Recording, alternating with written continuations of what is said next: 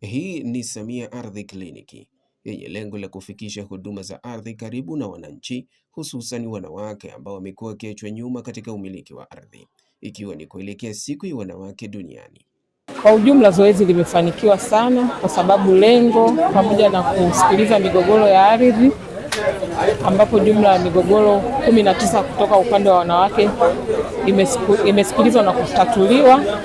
Mkuu wa wilaya Ilemela Amiri Mkalipa, pamoja na kupongeza zoezi hilo, anaona kuna haja ya kufanyika mara kwa mara, huku kamishna wa ardhi msaidizi mkoa wa Mwanza Wilson Luge akiahidi zoezi hilo kuwa endelevu. Ahadi yetu kwenu kama serikali, tutamwomba kamishna, haiwezi kuwa leo, haiwezi kuwa kesho kliniki ikiisha, lakini tutamwomba kamishna akakae na watu wake, turudie mara nyingi zaidi. Hatuwezi kufanya kila mwezi mara moja, lakini tunaweza kufanya miezi mitatu mara moja.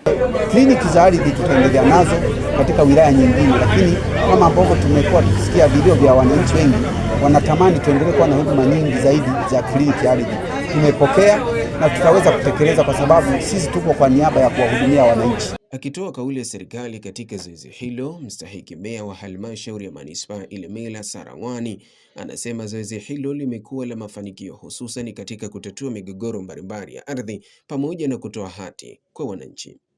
Na mimi kama mstahiki meya nimeshuhudia kwa macho na wananchi nimewauliza, wameridhika na huduma hii.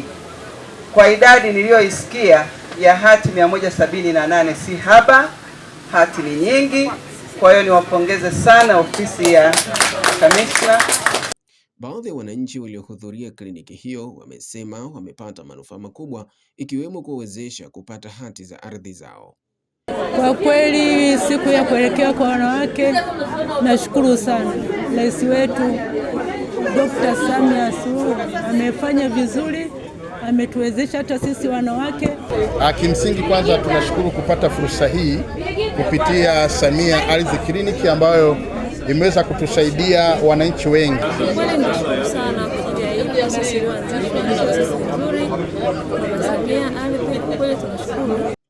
Kliniki hii ya ardhi imelenga kuwasogezea wananchi, hususan wanawake, huduma za ardhi karibu, ikienda sambamba na utoaji elimu kuhusu masuala mbalimbali ya ardhi, ugawaji wa hati na kutatua changamoto mbalimbali za ardhi.